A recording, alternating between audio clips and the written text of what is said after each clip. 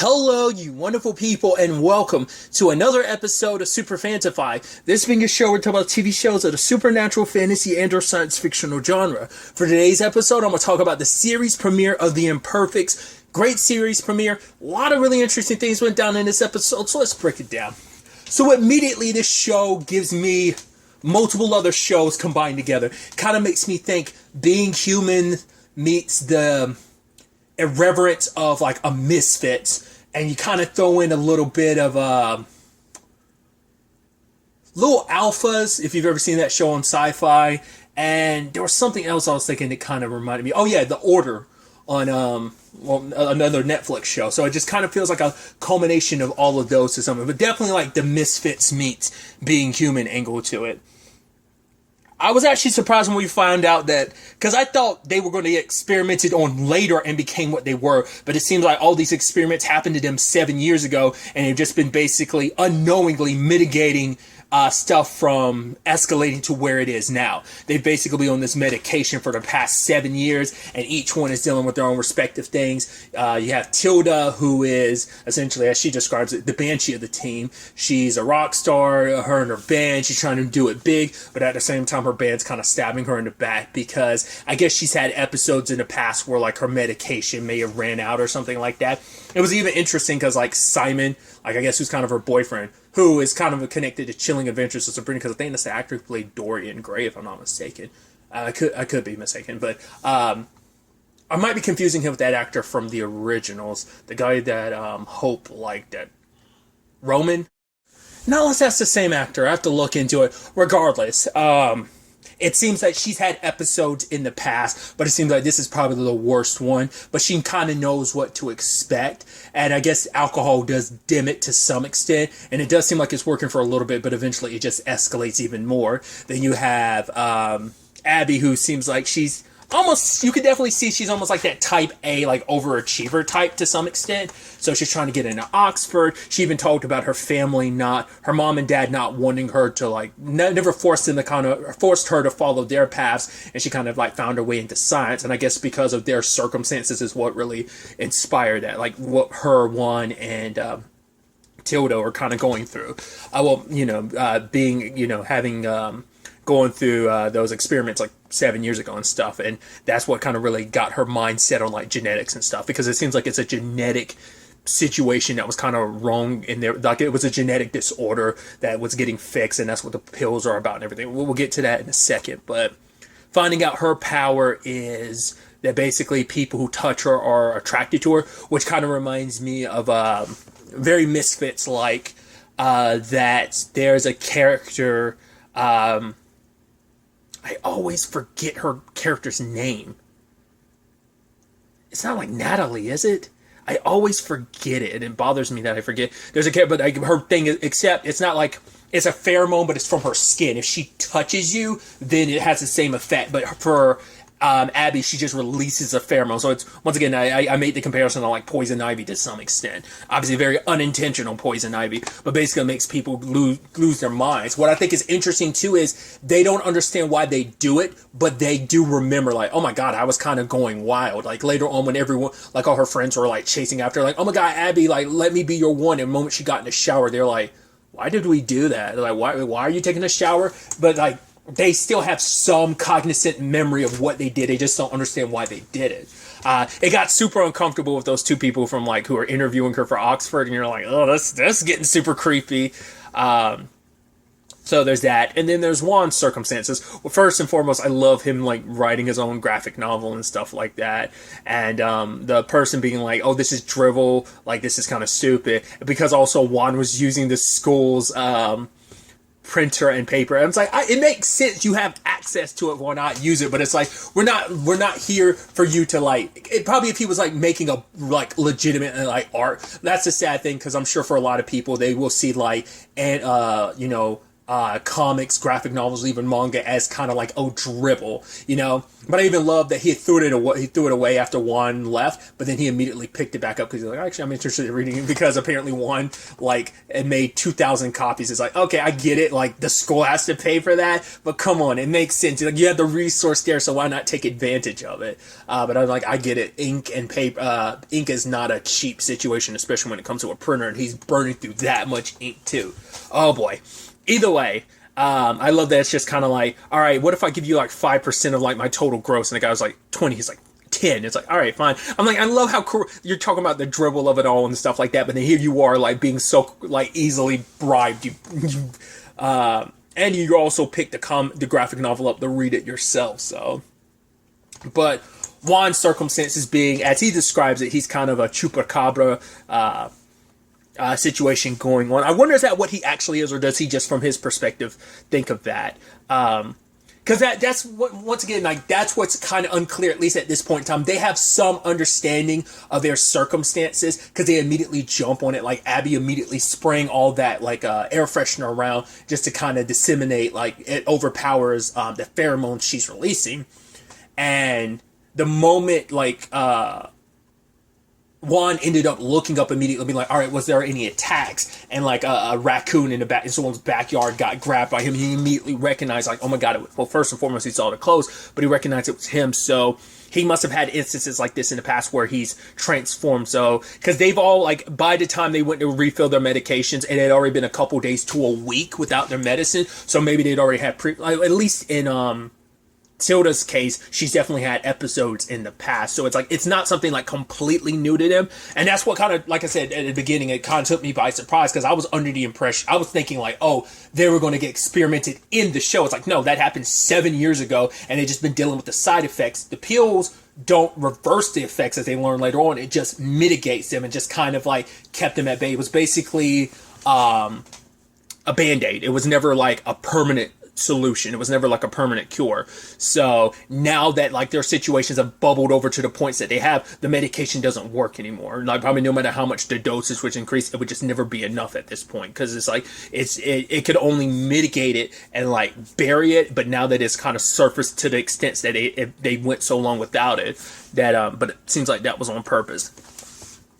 I was not expecting Dr. Sarkov, Alex, to be the way he was. I'm like, oh, he's a wacky dude. But I like him being like some wacky mad scientist. Like, I think those are the best kind of mad scientists, not the deadly serious ones, but the ones that are like super off-putting and just like weird and wacky. And so, just like his response to everything, he was talking about like, he was saying like, his assistant or whatever, she was pregnant or whatever, and she wanted him to deliver the baby. He was like, I'm not that type of doctor, you know? And even later on, it's like, but I thought you said you're not a doctor. You said you were a scientist. He's like, it's all the same. We're all like put on white coats and we like he just acts so wacky, and that's what I love about it. Like, that's why I feel like, once again, it's got that irreverence of like a misfits in that regard. But also knowing our trio have history because they remember like, hey, it seems like they remember each other. I guess it's like when it's something so like, I mean, they probably ran into each other multiple times 7 years ago, but it seems like this is the first time they've all been in the same room since probably like the trials and all that all those years ago. Because the fact is that Tilda's like, oh, it's a little Juan. It's like, I guess she must have gotten closer to Juan than she did Adil. I don't know why I said Adil. I'm thinking of Motherland. Abby. I think it must be because she was like, she does call her like Gionai, the science guy or something like that. So it's like she purposely. So it's like, yeah, probably like knew of the other two. And I felt bad for Juan when she was like, oh, look at you. He's like, oh, I've grown. And she's like, oh, you perv. He's like, no, not like that. He's like, well, of course like that. Did she say, oh, you perv? I like her. Like I definitely like. I think I'm gonna like Tilda's personality a lot because I like that character type of like.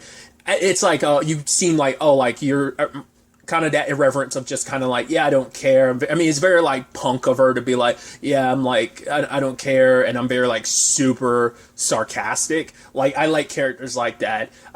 I mean, the argument could be like when you see a character type like that, you immediately kind of go, okay, but is that like a overcompensation because like you're trying to like overcompensate from other elements? So,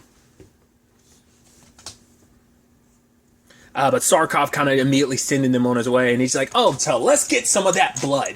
You know, I'm like, I was like, once again, he's not the scientist you think you would expect him to be. It's actually interesting too because this also reminded me because the actress who was like playing not his assistant, not Cindy, Bert, the one that was like, you need to stay away from this like crazy person, this guy, he's a mad scientist or whatever. Her name's Kira.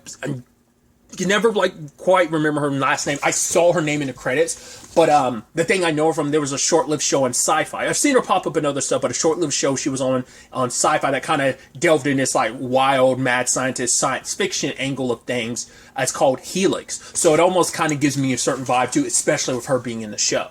And once again, because they'd all kind of been dealing with their each respective situation and circumstances, they jumped on the whole thing of like, yeah, this is what I am and what I'm going through pretty quickly, and they kind of all accepted it a little easier because it's like, oh well, I'm going through my respective thing of like, oh yeah, like Tilda being like, oh man, I have super hearing and I kind of can go full Banshee. Like, I don't know whether that's going to be like a sound thing of like, because she can absorb sound and redirect it, is that like going to be like the explanation for that? Obviously for Abby, it's like, oh, like her body like overproduces like pheromones, and then Juan's circumstances being what it was, and that's why I think it's so interesting that his is the most like transformative like that. Everyone else is like, in his mind, it's like, oh my god, you have superpowers, is how he kind of looks at Tilda, but for him it's like, no, I literally turned kind of a bit of a monster. So it's like, the fact is he's the only one amongst the trio who has like a full-blown transformation. I think probably for him it's like, well, I mean, I think it almost fits a little to him being the one that's all about being a graphic novelist and everything, and it's like, probably wanting to transform and be something more. Hope he had told his brother like he was hoping that his the comic books and stuff could kind of teach him who he is. So I think there's a little bit of an interesting element and development there where it's like, oh, you're trying to search your identity and figure out who you are, and it's like, oh, here you are as something else, not quite knowing who or what you are anymore. So there was also Sydney Burke herself, played by, I think her name isn't it Atalia Ricci? Like, I know like Designated Survivor is one of the shows I know she was in, but I want to say she was also interesting enough, speaking of Banshee, she was a character called Banshee in Supergirl, so I thought that was kind of interesting. I feel like there might have been something else I know her from, but I'm not quite sure. It seems like she has her own circumstances, and she was kind of hoping that, it seems like her and Alex were partners at one point in time, but for whatever reason they went their separate. Well, she didn't like the way he was going about the science, which is interesting, because I think she was okay with it up to a certain point just because of the discoveries and everything, but then until a point just got to that like Frankenstein level of science that the fringe lanes of science that she wasn't like down for anymore, so she bailed out. But she was trying to work on something, and it seems like she has her own circumstances that she was hoping to use Alex's like research and stuff, or what they were researching, to kind of help herself. But it seems like she was looking at things from the wrong place. She was looking at it from the nucleus standpoint, but Alex was like, no, what we've been looking for, the changes and stuff, it isn't in the nucleus. So for her, it's like, well, shit, it doesn't help my circumstances. We don't know what her situation is, but she was hoping this research would end up helping her. Whether it's a thing of this is where it started, like she always had this thing of like, oh, I'm trying to help myself, because I doubt Alex knew about it, but it might be a more recent development. It might be kind of almost like spoilers for Love and Thunder, Jane's circumstances. She's a scientist and stuff like that, so for a scientist it's kind of like this thing of like, right, I should be able to do something more about this, my circumstances. Like maybe there's some element of that for Sydney as well. So, but it does seem like Sarkov has like straight up disappeared, so it's like, okay, so where did he go? And I'm assuming the person that they ran into first and foremost, who was there when they went to pick up their pills, I'm assuming she's the one that probably had something to do with it. They also end up running into that guy, which all three of them ended up bumping into him at certain points in time over before all coming together looking for the medication. And And immediately I was like, the fact is he wanted the vials they were just going to try and check things out with that Sydney had, as she kind of explained, like, yeah, we all kind of agreed on this, and then we kind of went our separate ways. Because these guys are like patient zeros with this whole thing. They are the Imperfects because they were the trial runs with things, and that's why Sarkov let their medication run low. He wanted to see like what would happen, like what side effects would ring up, because basically he ended up only part of them is what he's trying to make, like, what was it, like a whatever genetic modifications he's making, he modified their genes and added like something extra to it. Whereas other test subjects, he's making them fully this artificial synthetic DNA stuff that he's introducing into their bodies. So they're they're only like a fraction or part whatever synthetic DNA it is that they use and make. Whereas others who were had heavier side effects were all more synthetic DNA. That's why things kind of didn't go right. And so that's why Sarkov's trying to figure out why it kind of, at least to some extent, worked with these guys, because they were only partial, synthetic DNA. So now it's like, okay, so now that we did that, let's see how far we can go with it by taking them off their medication without them knowing. And also interesting to know, like, oh, your families are the ones who kind of signed off on this. But it's like, did they know? I mean, they probably didn't really care. It's like, oh, whatever thing we got to do to save our child. I mean, there's probably like so much legal stuff written in there that like, oh, like you would probably never think like, oh, it's experimental, sure, but I never knew it'd have wild side effects like this. It's just wanted to give their children the best chance or whatever. So, and then Juan proceeds to rip into the guy that's trying to steal the vials. So first, like, Juan had killed animals before now. It seems like this is his first time killing a human, and it kind of messes with him because he's like, oh, I can't be a graphic novelist. I'm just going to be Juan the murderer. It's like, well, you can be both. So, as Tilda says, I love the whole thing of like, right, chaining you up wasn't my idea. He was like, actually, it was a good idea. She's like, really? Then yeah, it was obviously my idea. So, once again, they are technically human, but they're also technically something else. And this guy, like, because, I love I keep forgetting the term all the time, in media res. Or is it in res media? I keep always forget. I want to say it's in media res, but it might be in res media. I always flip-flop that word. Basically meaning you start at the middle or end and rewind to the beginning, as this episode did. So, at first I thought, like, the fact is when Sydney was cutting him open and checking his organs, I was like, oh, did Juan, like, kind of go werewolf? Because those kind of, like, in different mythologies, or Wendigos, they might take, like organs or something like that. Because I think some things have it so that werewolves take hearts. Or is it, like, other organs that they take? I don't remember. I'm slipping on my supernatural lore, as in not just supernatural the genre, but the show Supernatural. Because I'm like, I think werewolves take out hearts. I think that's their thing, if I remember correctly. It's been a while. Like I said, I think Wendigos kind of go on that same lane as well. So, at first I was like, oh, did Juan take an organ from him or something? And it's like, no, it seems like the moment they're like, oh, he has extra organs and stuff. I'm like, what the fuck is that about? I'm like, wait, I was like, is this guy one too? And it seems like he is. So he might be a little bit of a certain character from Misfits, where it's like, oh, you can die, but you'll come back. He might have like his power might be just straight up a healing factor, where it's like, cool, like, because the moment it seemed like he was dead, you could hear like water rushing, but it was like his body like pumping blood again. So he came back, like, so you might have to decapitate him, or maybe even that won't be enough. Maybe if you probably have to like separate his body, because if not, it will just like pull itself back together. Maybe, who knows the full extent of it? Like, is it like a full blown immortality, or is it just like a healing factor up to some extent? I doubt it's like a Deadpool like healing factor, but okay, so he's potentially one of these other experiments, which I'm wondering, is that going to be like the main thread of like, right, scientists wanting to experiment on you guys because one, you're a danger, but also like what they could learn from you, but two, are they going to have to deal with other rogue experiments out there, like other people,